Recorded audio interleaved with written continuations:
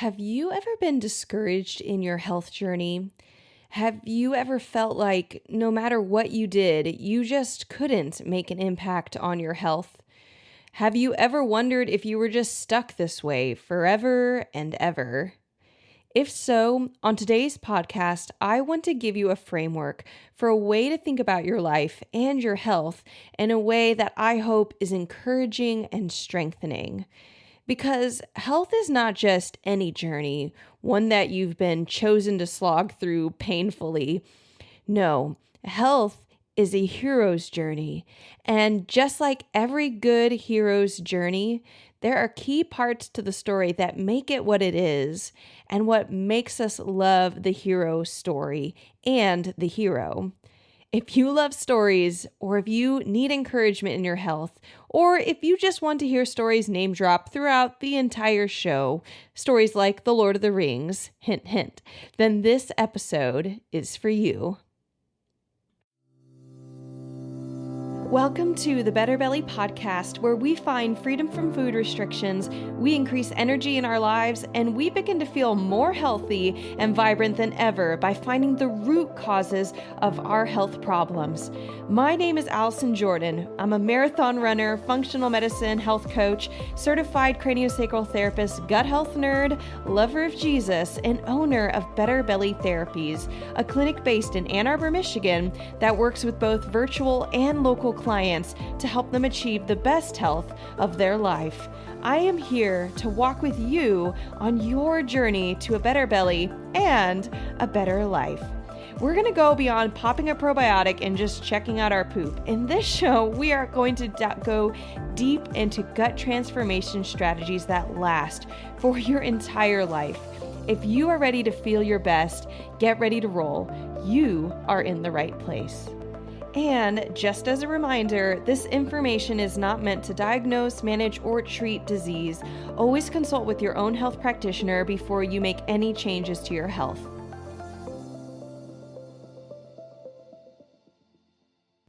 Well, all right, everybody. I hope you are excited for today's episode. I know I am, and honestly, I'm a little nervous because I feel like I'm bearing my heart a little bit. And this might be very weird for you who are listening. Like, how are you bearing your heart? I love stories, everybody. And I have to admit, when this podcast episode idea came up for me, I wrote it down and I was so jazzed. And then when I finished writing it down, I turned around and I was like, maybe no one else will understand what I'm talking about. Maybe this won't be encouraging to anyone. And so I'm still sharing it. I actually still hope and believe that this is going to touch other people. Plenty of other people love stories.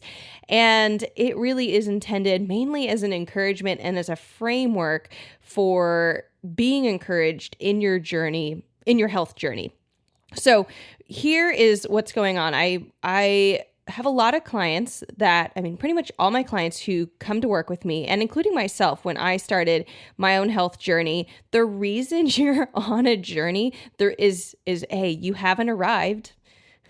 By definition, if you're on a health journey, you definitely haven't arrived to where you want to be. And B, you're stuck.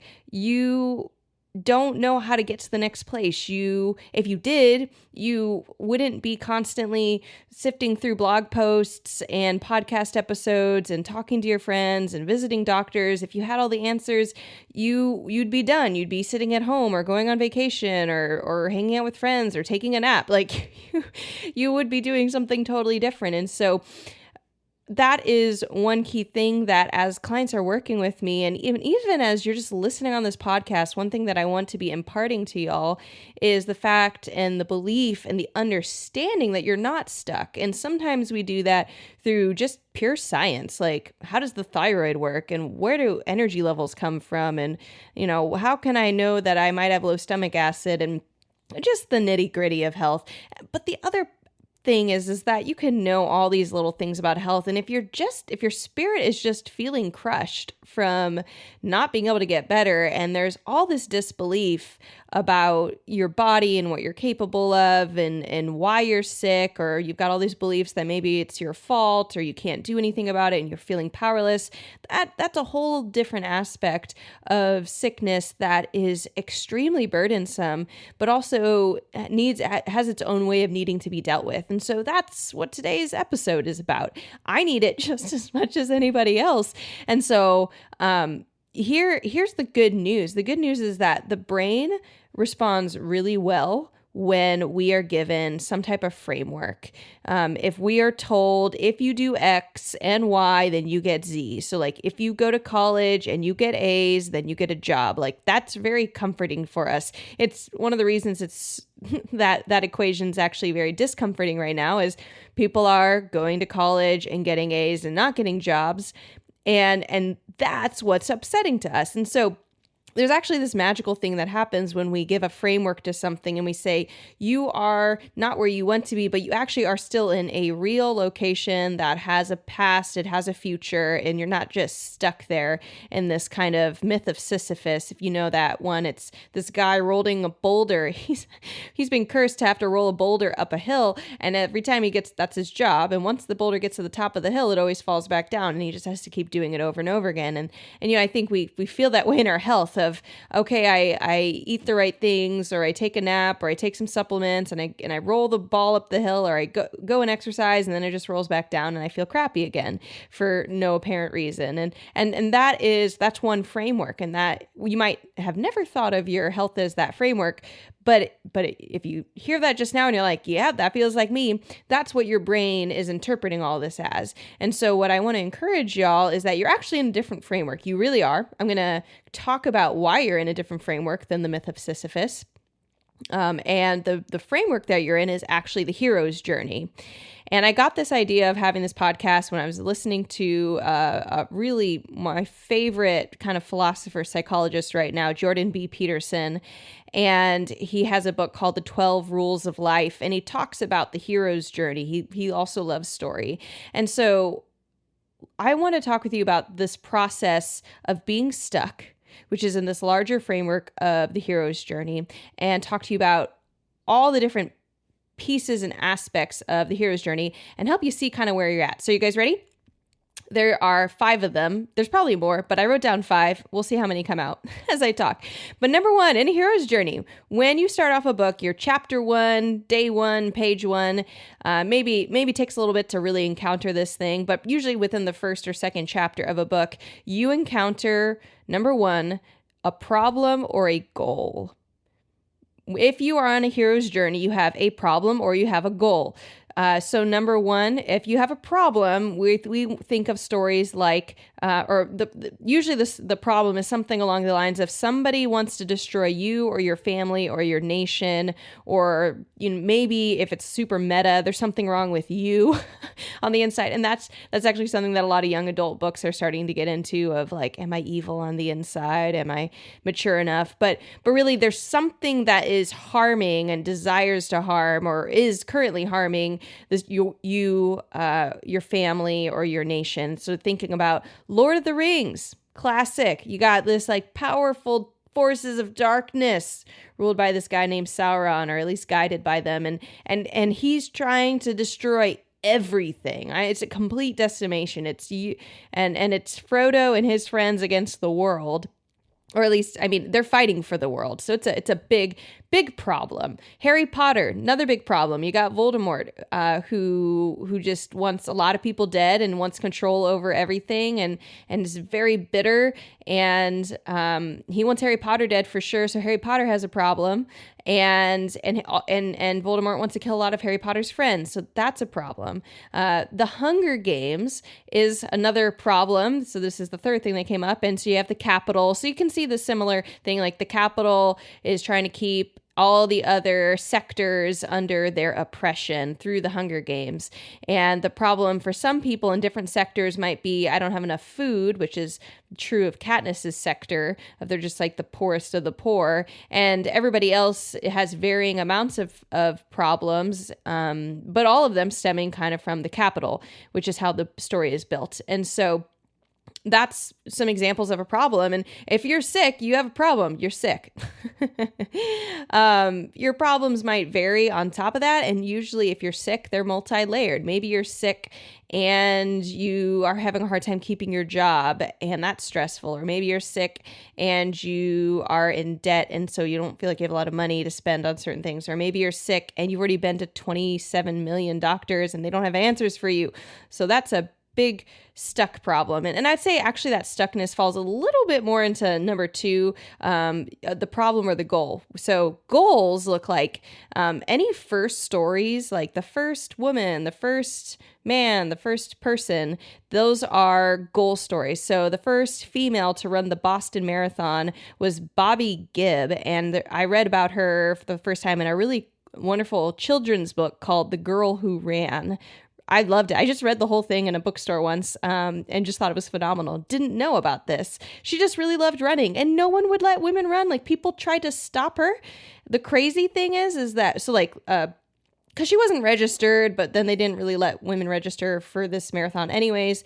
And so she's running this, and she actually dresses up as a boy, and she has this hoodie on her, but it's like, you're running a marathon. How long can you run without a hoodie? So eventually she takes it off, and the other runners around her, like, literally fend off the race, not executives, but the race coordinators who are like trying to pull her off the court. Just really amazing. So the first female to run the Boston Marathon, the first Black president, Barack Obama, the first woman to own $1 million company, Madam C.J. Walker. She did hair care, and she was actually Black and female. And this was in the early 1900s. That was incredible. The first person to go to college in your family, the first woman to fly across the Atlantic, Amelia Earhart. These are all first stories that are also part of the hero story. And so I see some of this sometimes in my clients who've been sick for a long time, that they have a problem, they're sick, but then they also have this goal, like, the first time I ever can have a day without pain. Wow, that's a big deal. I do get those. And so that's a goal for sure.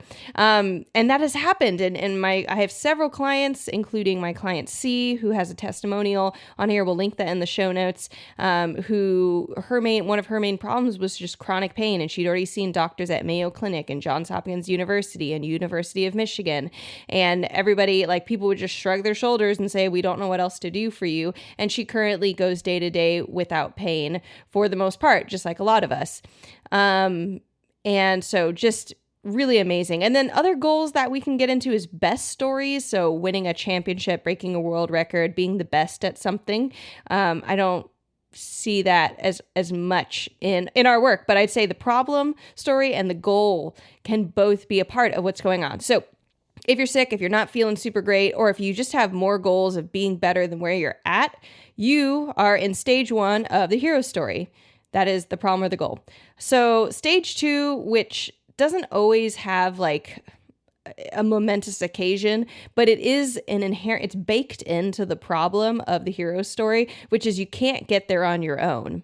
Because if you could, there kind of is no story. Like, you do have the protagonist, and they have to do a lot of stuff themselves. Like, Katniss has to do a lot of stuff that nobody can do for her. So does Frodo. But I mean, Frodo's got Bilbo, and Katniss has all these, I don't remember all their people's names, but the people who'd make her dress, and the people who are, all the other sectors that are fighting with her. So none of these people are on their own. Bilbo has Gandalf, and but the big thing is that if you really look at hero stories, Harry Potter, those are the 3 I've mentioned thus far, so we'll stick with those. You can't get there on your own. And so these people, whether it's Frodo or Katniss, they have guides, they have mentors, they have teachers, they have friends. There's kind of different categories. So some people are teaching them how to do things better than they already know how to do. Like Harry Potter had wizardry teachers. He had friends. I'm not going to remember everything off the top of my head, by the way, guys, because I didn't pre-write everything, every single story outline and stuff. And when you're making a podcast, you can't remember everything. So, fun fact. But Harry Potter has friends, Hermione and the other guy.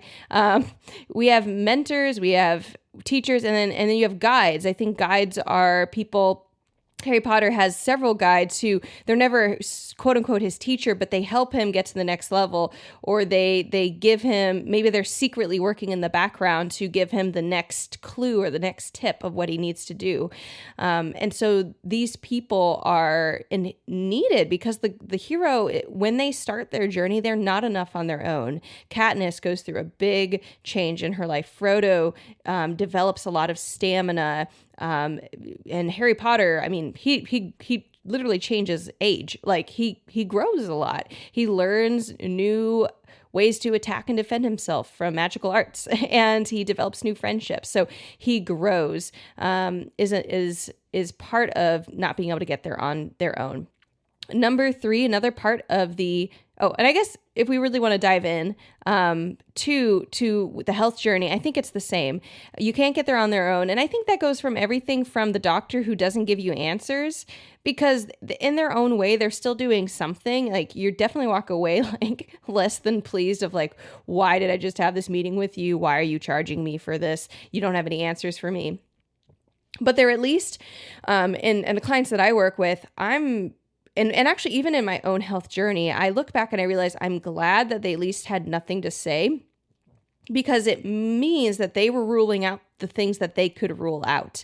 We want to, in our health journey, rule out bigger, badder, scarier, or just bigger things in general. And we want to know what we're dealing with. So my clients who have ulcerative colitis, my clients who have Hashimoto's, maybe they were diagnosed with these things, but it doesn't mean that they can't improve their state or put it into remission. All these things are actually super supportable and changeable. But at least if they got some information earlier from another doctor, is going to be a huge area, or reading something on a blog or talking to a friend, that is a part of just like the little steps that you can take that prepare you for the bigger moments where you have breakthrough. Another aspect of the hero's journey is you often don't know, and I'd say I put often in there, but I'd probably say it's probably you never know exactly how you're going to accomplish your goal. So Frodo has an idea. They're like, you're supposed to get to Mordor.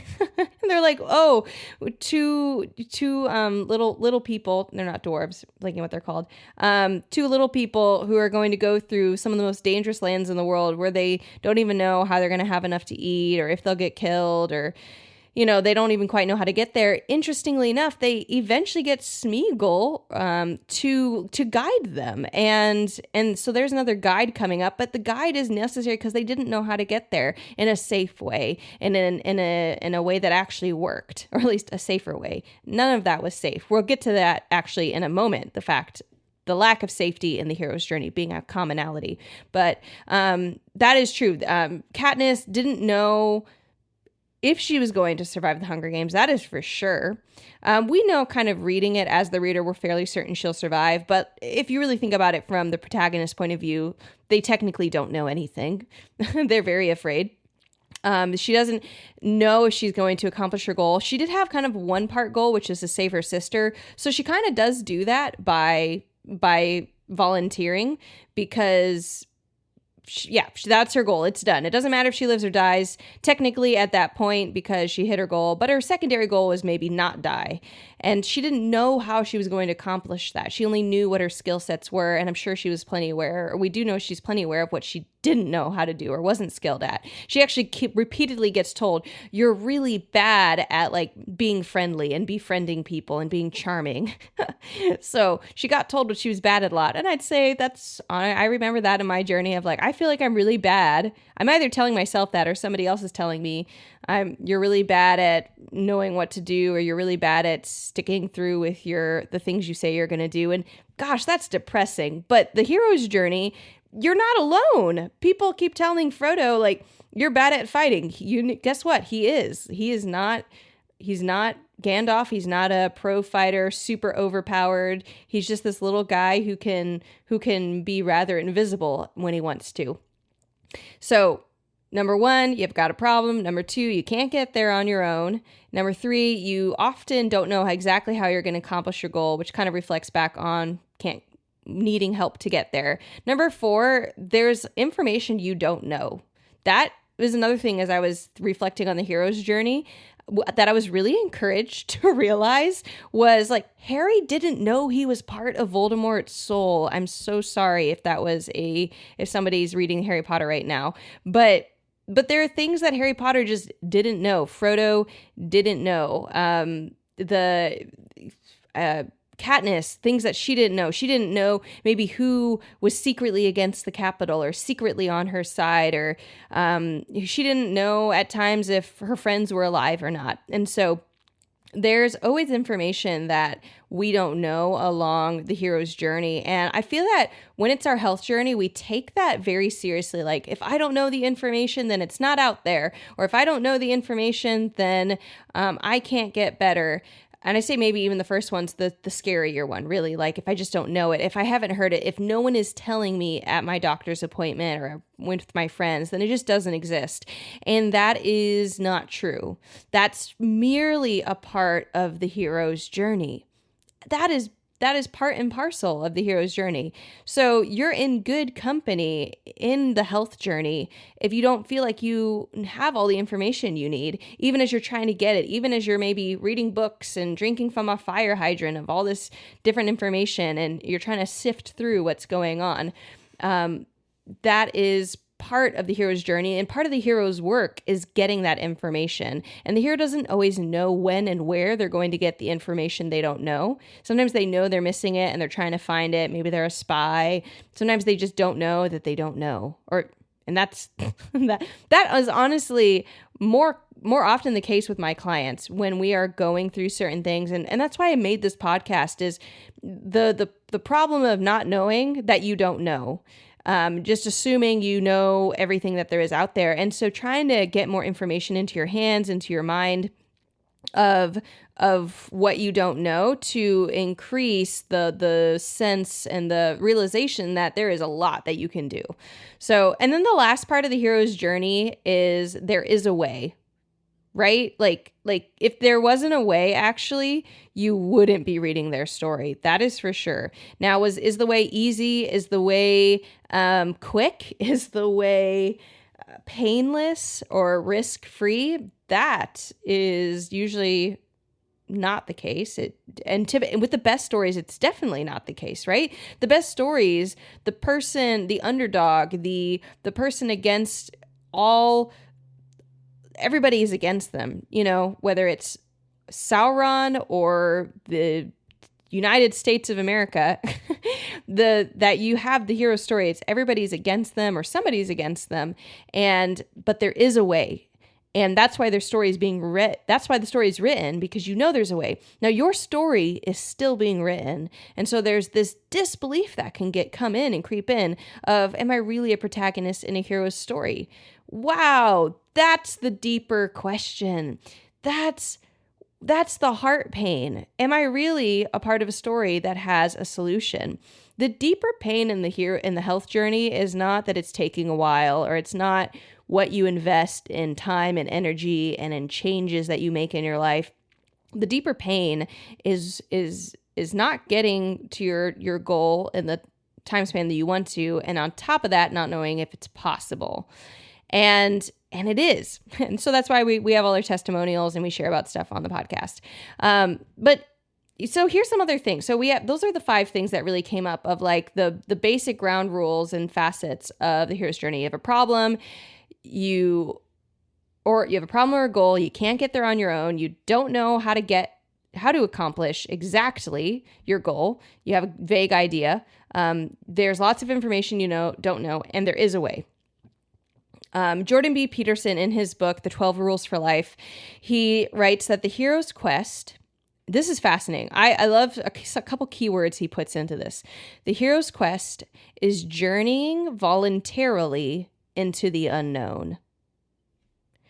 I want a moment of silence for that. Okay, so we already got the word journey. We've been saying that a lot. Voluntarily is really key, because here's the thing. You don't have to move forward and do anything about your problem or your goal. You don't. No one's making you. No one feels responsible for it for you. That's all you. And so no one could do what Harry was going to do. No one could do what Katniss, no one could force anybody to make Katniss volunteer. She had I hadn't thought about this before recording this, but yeah, her phrase was like, I volunteer as tribute.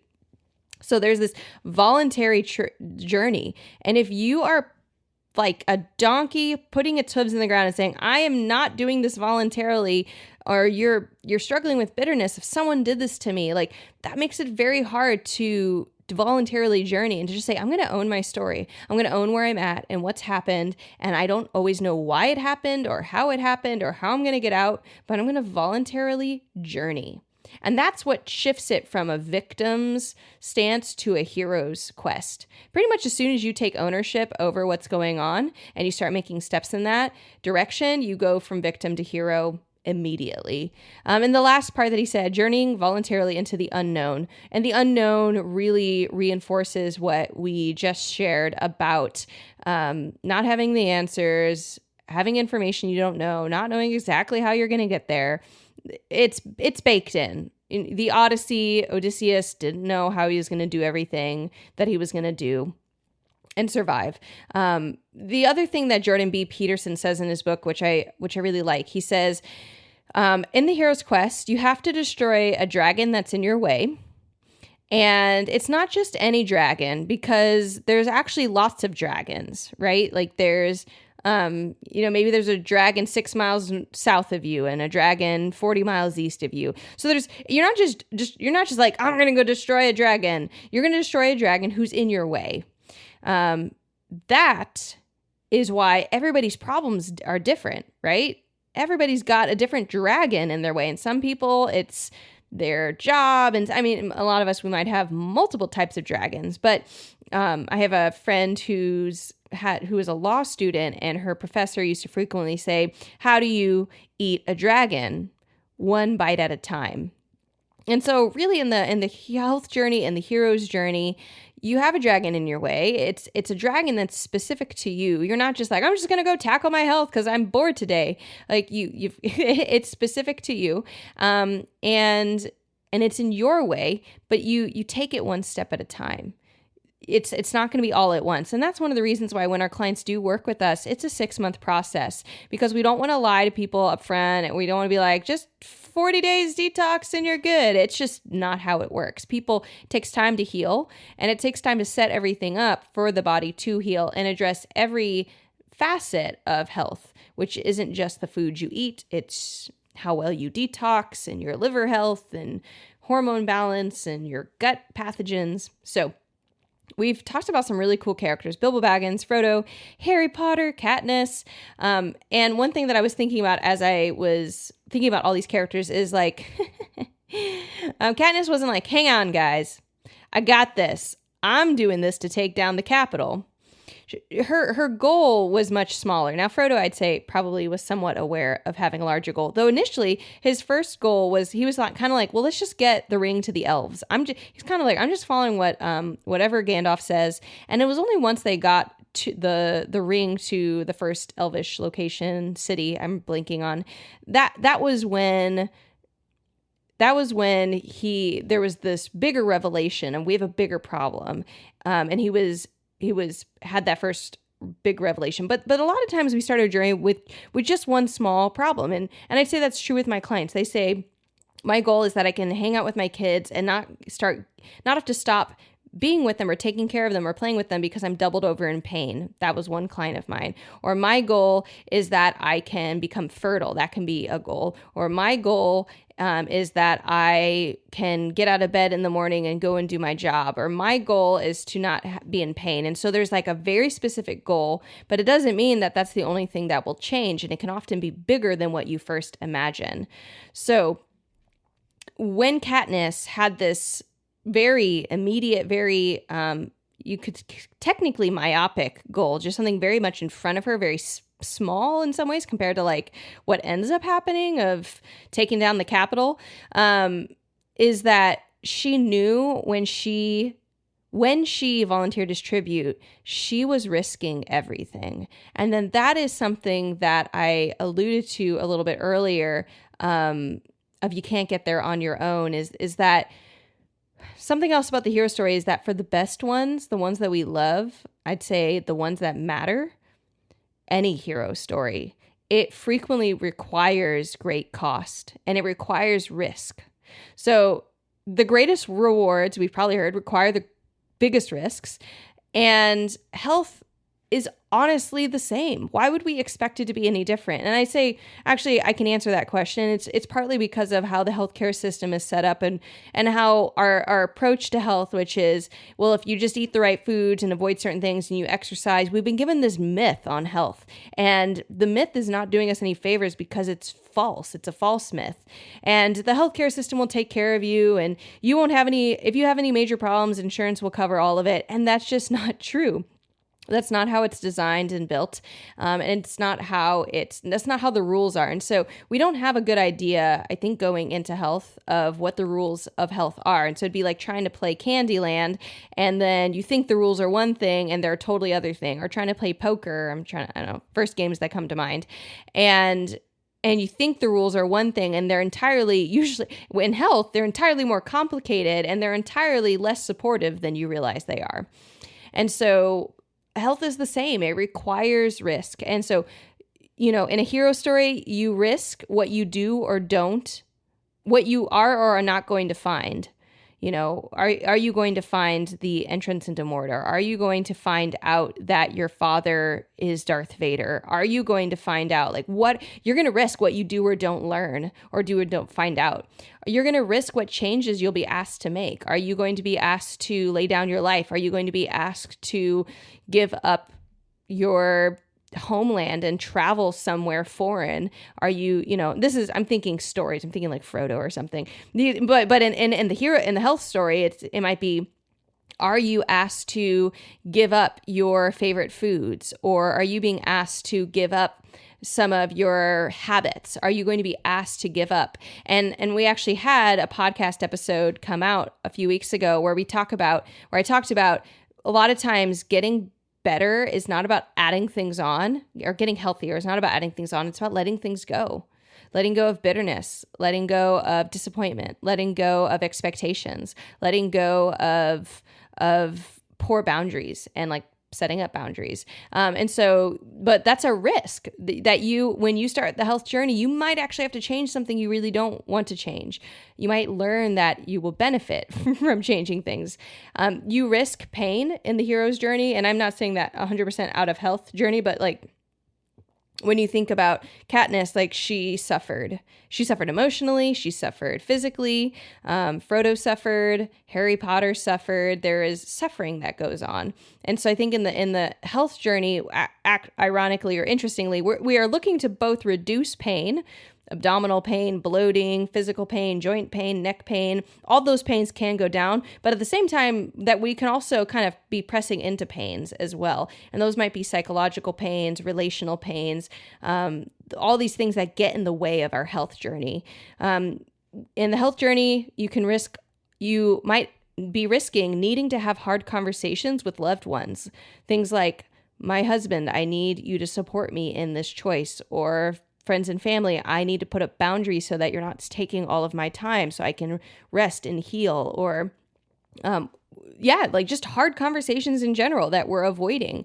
And that comes up sometimes with my clients when we make a recommendation for a change to make, and they say, that's going to be really hard because of this person. And I was like, oh, that's a conversation you need to have.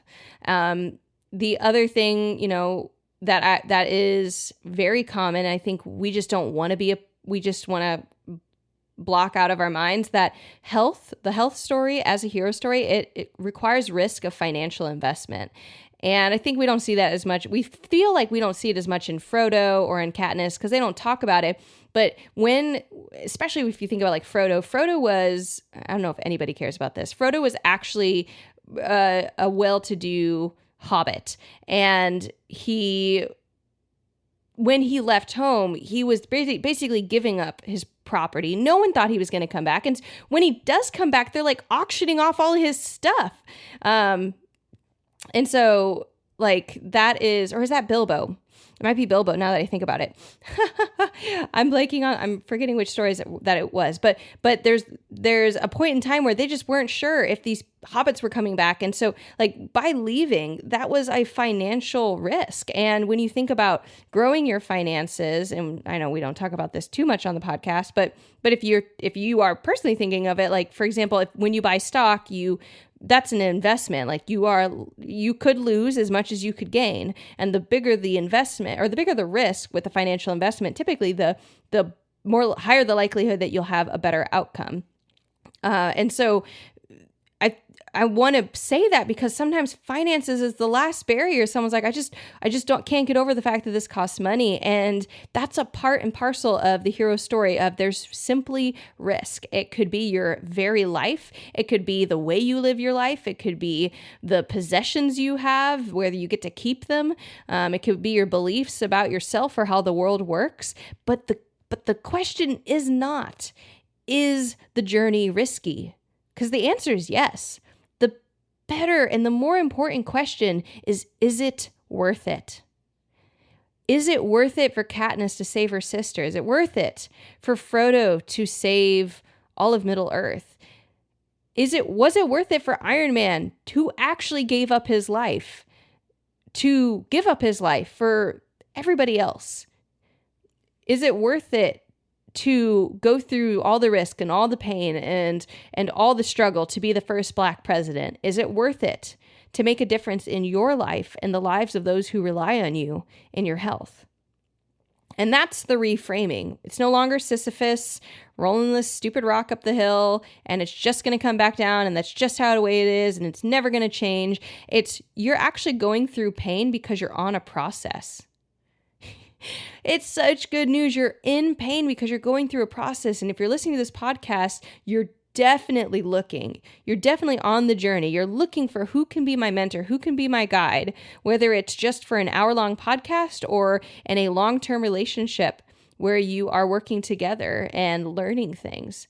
So, and I want to encourage you, find out your why. Why do you want to get better? I don't care why it is. I think for me, it was pretty self-focused. Like, I just don't want to feel miserable. I think outside of that initial, I don't want to be miserable, which is, I think, commendable. I think that's a real thing. Outside of that circle, probably a little bit, my next reason why would have been so that I can have a future. I wasn't married. I couldn't imagine being married or having kids because I could barely take care of myself. I didn't want to be a burden to others. And it was just, initially was just getting out of the immediate pain. And secondly, just having a future, being able to hold down a job and be consistent in my work the way I wanted to. And so find out your why, because if you don't, you won't put enough on the line. You won't be willing to risk enough.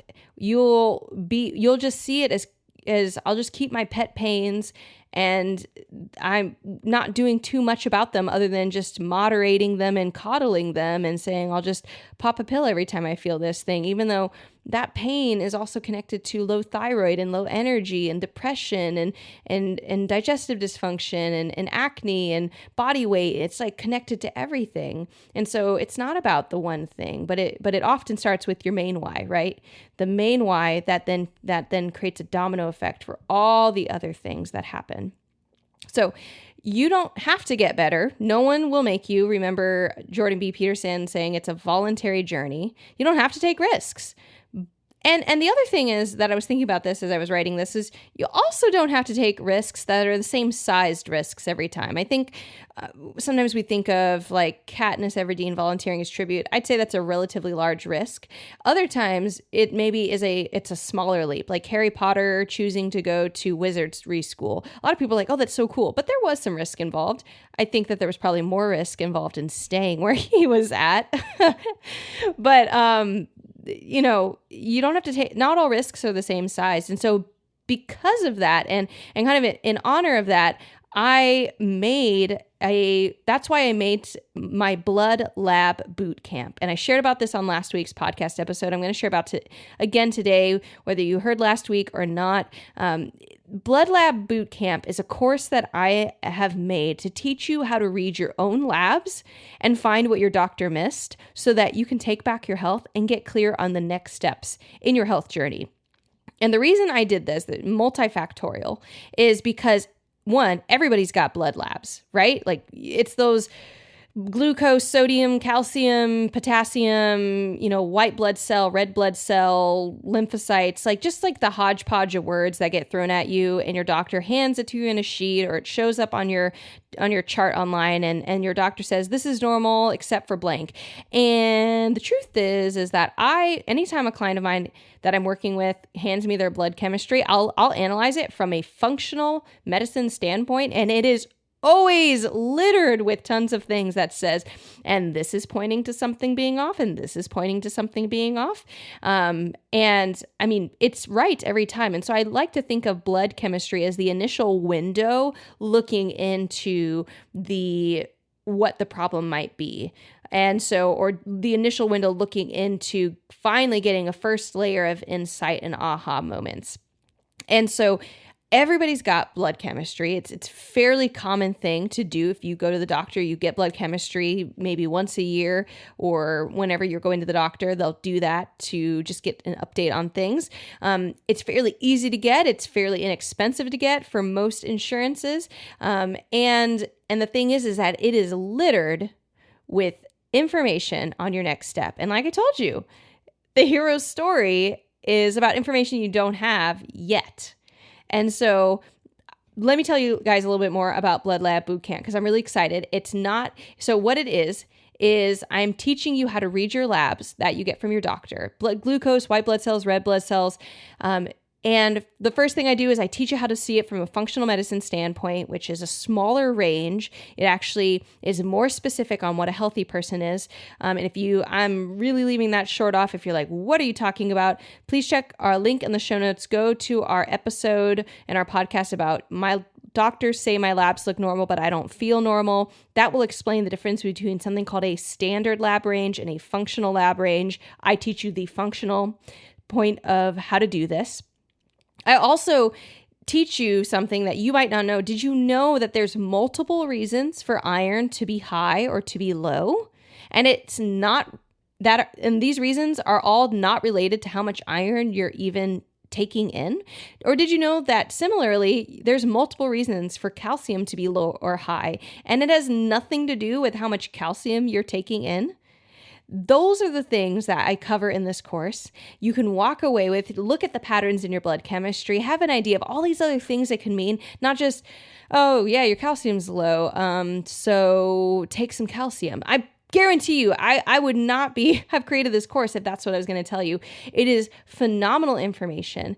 And so if you're taking supplements for calcium, vitamin D, iron, and your numbers are barely budging, this course is definitely for you. And I'm going to show you why those numbers aren't moving very much. This course is for women who are tired of not having answers in their health. It is for if you want to have power and control over your health. It's if you're tired of being told that your labs look normal when you don't feel normal. It's for mamas who want more energy for themselves and for their children and for your husband. It's for career women who don't have time to feel sick and fatigued or be in pain. I created this course for women who want the next steps and are tired of guessing of what will help them. It's for anyone who wants more energy, wants to reduce their pain, wants to feel like yourself again, and you want hope. This course can be taken by men, but if you've been listening to this podcast, it does specialize in working with women. And that's my passion, but it applies to men. All this information on here is going to be, applicable to men and women, as I just said. So that is who this client or this is for. And I mentioned this on the last podcast, but the reason I ended up really making this, and I'm tired of all those 40-day detoxes, guys. I can't take it. I don't want another just generic thing to throw at me, and I don't know if it's going to work or not, or it makes me feel good for a week and then not later, or I keep up for it for a month and then it's not really sustainable. That's not what this is about. This is about healing your body from the root up. And when you heal your body from the root up, it's sustainable. You don't have to do like, I don't know, juicing or something just really hard to make this work. Your body sustains itself. And so, I'm doing this so that you can, when you take this course, you get the information for forever, right? Like you don't have to, it's not just available for you for a month and then that's it. Once you get the course, it gets released on September 1st. You get to have that material. There's videos, there's PDFs, there's handouts for the rest of your life. And you can analyze your blood chemistry this year, next year, 5 years from now, 10 years from now. You can track it. You can see what's going on. And guys, health literacy is the key to power. And not just health literacy, literacy in general. Being literate, like being able to read, is part of why women can have jobs and go to college and make choices. And if women can go to war and vote and have a job and get paid a salary, why can't we be health literate? Why don't we have that power? And same with men. I think that, men probably don't have too much more of an upper hand, other than the fact that I see women consistently get devalidated with their aches and pains. Oh, you have cramps. Everybody has those. Oh, you have infertility. Everybody has that. Oh, you have, and we just get pushed down because doctors don't want to have to deal with it. And they just hand you a pill and there's no answers from them, but there are answers. So when I go through blood chemistry with my clients, they cry because they've never been validated or shown how the answers were right under their nose the whole time. And this is why I made this. I want you to be encouraged. I want you to see the power you have in the information you already have. I want you to see clearly how you can have an understanding of what your next steps are for your gut health and for your body health. What you get in this course is you get to find what your doctors miss. You get confidence, you get clarity, you get your next steps, you get power over your health. And I made this course to be life-changing, empowering, and hope-bringing, to equip you in your health and to teach you what I did after my miscarriage at the beginning of this year in 2021. I mean, I said this in the last podcast episode, but the first thing I did is when I miscarried is I contacted my doctor. I told her I miscarried. I would like blood work. Gave her what ones I wanted. I teach you which blood work and blood markers are most important. Honestly, another fun fact, a lot of doctors don't run the most important ones. So that list is important and knowing what to ask for is important. But I sent her that list and I got it back and I learned some really valuable things. And I'm actually going to be sharing that in a few weeks on what I learned from my blood chemistry. I'm also going to be sharing what I've been doing since my miscarriage and how I've been already seeing just major changes in my health that even I didn't realize were possible. So, some of the dirty details, this course, it starts September 1st. That's when the course opens, but you can have access to it starting August 25th. Now, this course has a limited capacity. I really want to be able to dive in deep with those who are doing it. And so it's going to start September 1st, and we have a limited capacity of 25 people. And so if you want to be in this, you can...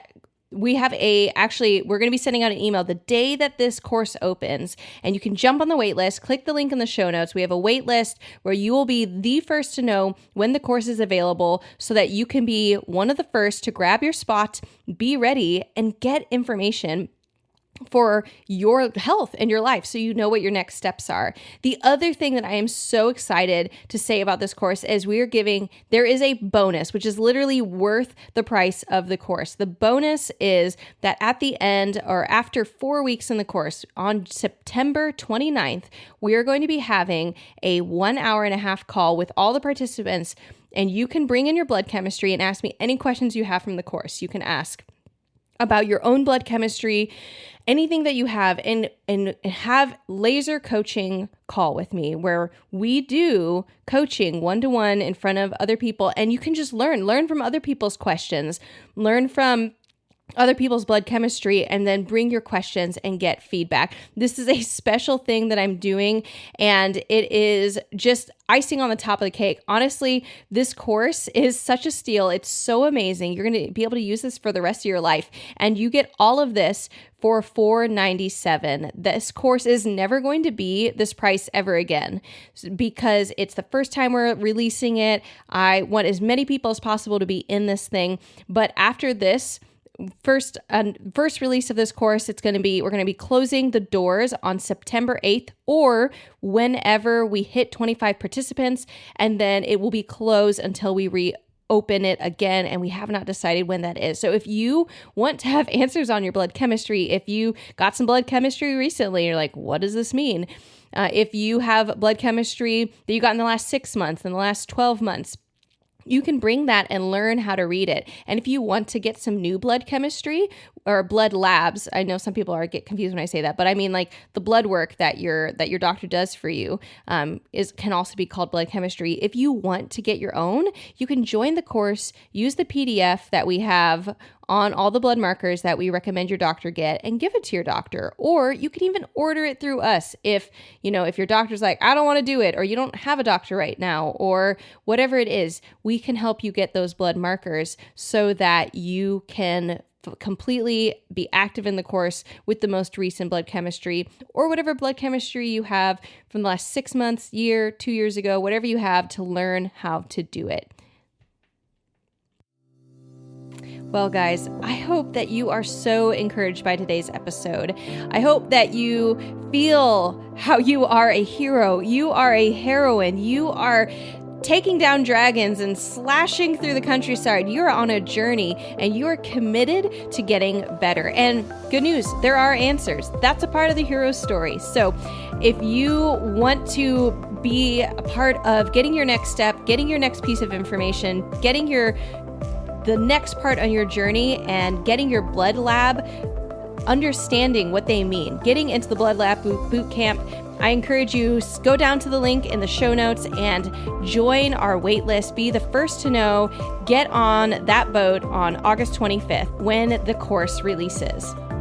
In the meantime, I welcome you to the Better Belly podcast if you are new here, or I re-welcome you if you have been a longtime listener. I want to encourage you, if you thought of a friend while you were listening to the podcast episode, just send that friend a screenshot of the podcast and tell them that you were thinking of them and that you believe in them. You believe that they can get better and you want to encourage them today. Other ways that you can stay connected to us is by following us on Instagram at Better Belly Therapies. I've been hearing from more and more of you on the podcast episodes you're loving and information you're taking away, and it's just so fun to connect with y'all there. And if you also are wanting to support us, wanting to see this podcast can continue to grow, wanting other people to get this information as well, I encourage you to leave a rating and review on our podcast or on our Apple iTunes website. There's a link in the show notes if you don't usually listen there. That really helps other people find this podcast and get change just like you are. And in the meantime, remember our motto: miracles are immediate, but healing takes time.